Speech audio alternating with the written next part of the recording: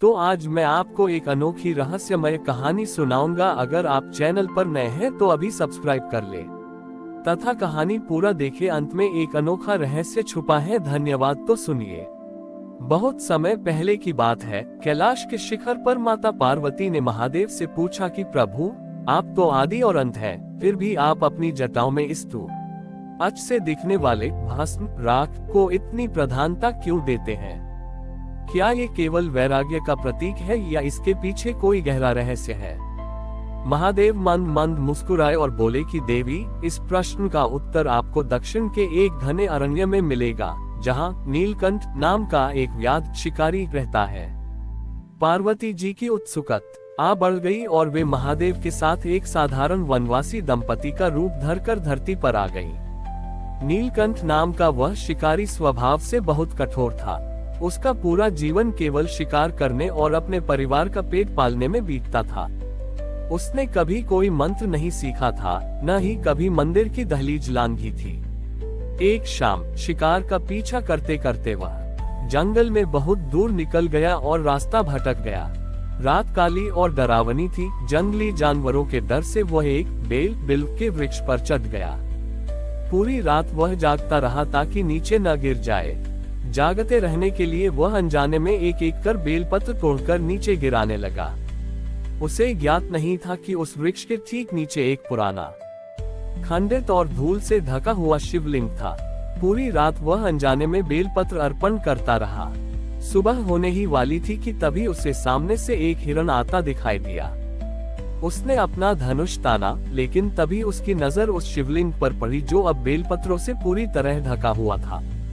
अचानक नीलकंठ के मन में एक अजीब सी हलचल हुई। उसने सोचा कि पूरी रात मैंने इस पत्थर पर पत्ते फेंके, फिर भी यह अडिग खड़ा रहा। उसने हिरण को जाने दिया और नीचे उतरा।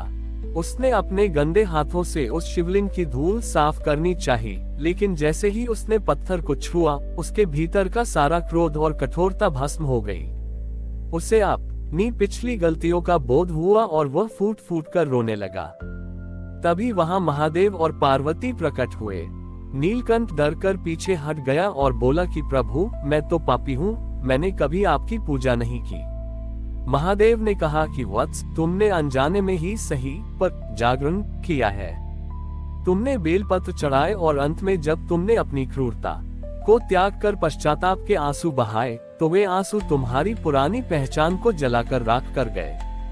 महादेव ने उस शिवलिंग की धूल उठाकर अपने माथे पर लगाए और पार्वती जी से बोले कि देवी, ये भस्म केवल जली हुई वस्तु नहीं है, यह उस अहंकार और बुराई का अंतिम अवशेष है जिसे मनुष्य अपने भीतर जला देता है। जब इंसान के भीतर का स्वार्थ जलकर राख हो जाता है, तब वह शुद्ध होकर मुझ में मिल जाता है। इसीलिए मुझे भस्म प्रिय है, क्योंकि यह शुद्धता का अंतिम प्रमाण है। नीलकंठ उस दिन से शिकारी नहीं, बल्कि उस वन का रक्षक बन गया। उसने सिखाया कि ईश्वर को पाने के लिए पांडित्य नहीं, बल्कि अपने भीतर की बुराइयों को भस्म करने की इच्छा शक्ति चाहिए।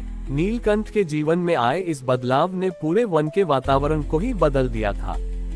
जो वन कभी शिकारियों के पदचापों और पशुओं के भयभीत क्रंदन से गूंजता था, अब वहां एक अजीब सी शांति व्याप गई थी। नीलकंठ अब वन के जीवों को अपना परिवार समझने लगा था। वह घायल पशुओं के घावों पर जड़ी बूटियां लगाता और सूखे के समय पर पशुओं के लिए जल का प्रबंध करता। तपस्या की नई अग्नि। समय बीतता गया और नीलकंठ की ख्याति दूर दूर तक फैल गई। एक दिन उस राज्य का राजा, जो स्वयं को बहुत बड़ा शिव भक्त मानता था, उस वन में आया। राजा अपने साथ स्वर्ण के कलश, 56 भोग और कीमती वस्त्र लाया था ताकि वह उस चमत्कारिक शिवलिंग की पूजा कर सके।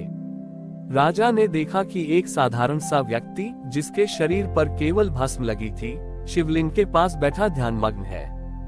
राजा ने अहंकारवश नीलकंठ को वहां से हटने का आदेश दिया और कहा, ओ वनवासी, हट जा, मुझे स्वर्ण और रत्नों से महादेव का अभिषेक करना है।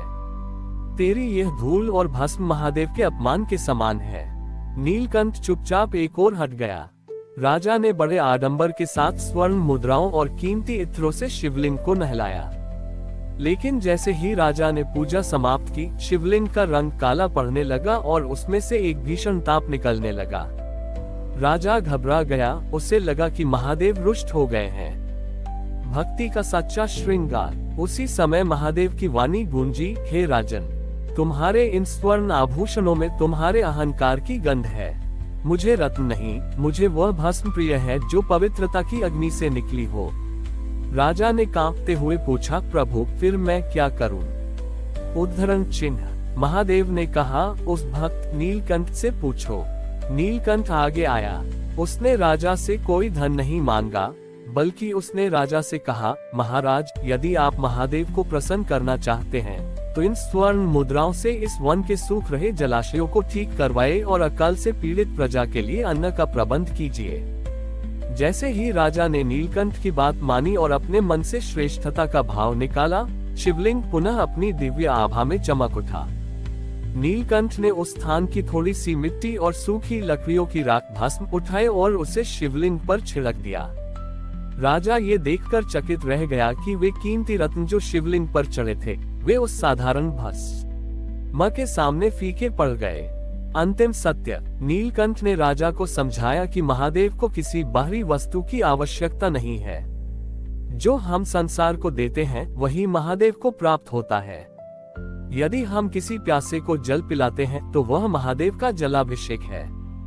यदि हम किसी के दुख को दूर करते हैं तो वह महादेव की सबसे बड़ी अर्चना है। राजा का मस्तक झुक गया। उसने नीलकंठ को अपना गुरु मान लिया। वह स्थान आज भी भस्मेश्वर महादेव के नाम से जाना जाता है, जहां पत्थर की पूजा से अधिक महत्व इस बात का है कि वहां आने वाला हर व्यक्ति अपने भीतर के स्व अहंकार को भस्म करके ही वापस जाता है। हमारी और भी आध्यात्मिक एवं अनोखी कहानियां देखने के लिए हमारे चैनल पर जाएं तथा धार्मिक एवं पौराणिक अनोखी कहानियां हमारे चैनल पर है। कृपया जाके देखें तथा हमारे चैनल को सब्सक्राइब करके रखें और वीडियो लाइक जरूर करें। धन्यवाद।